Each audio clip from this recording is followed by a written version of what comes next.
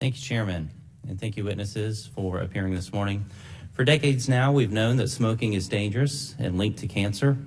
Cigarettes result in approximately 480,000 preventable deaths in America each year. These deaths are only preventable, however, if individuals are able to stop smoking. For years now, smoking has been on the decline, but we are far from eradicating it.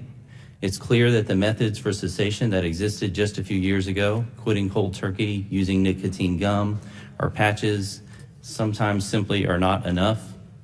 Recent studies suggest that electronic cigarettes could be part of a broader tobacco control strategy and could be considered viable components to cessation. There's a growing consensus in the scientific community that electronic cigarettes are significantly less harmful than traditional tobacco products. In fact, a study commissioned by the Public Health Service of England found that e-cigarettes were 95% less harmful than tobacco cigarettes. And for this reason, some smokers wanting to quit have turned to e-cigarettes as a cessation aid. Though the FDA has yet to determine that e-cigarettes are effective for this purpose, other studies have found that e-cigarette use was associated with nearly twice the rate of successful smoking cessation than other nicotine replacement therapies. And we do need to be clear about one thing. No one wants kids to use tobacco. No one wants kids vaping. And no one wants vaping companies to target children with advertisements. It's illegal for anyone under 18 to purchase and to consume these products. The Tobacco Control Act of 2009 also applies to e-cigarettes. Members of Congress draft and pass legislation that process should always begin with strict fidelity to facts and research.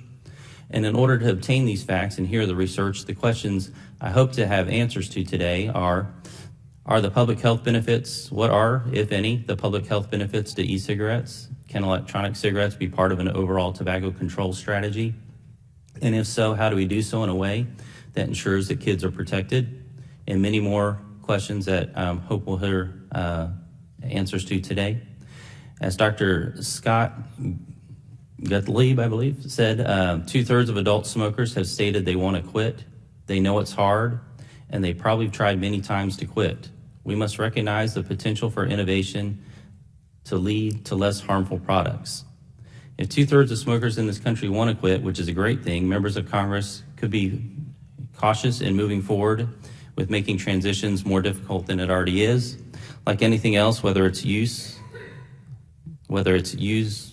access to marijuana or alcohol, the first line of defense is engagement by parents, schools, and local communities to educate children about the risk and ensure healthy lifestyles. I hope we have a productive discussion today.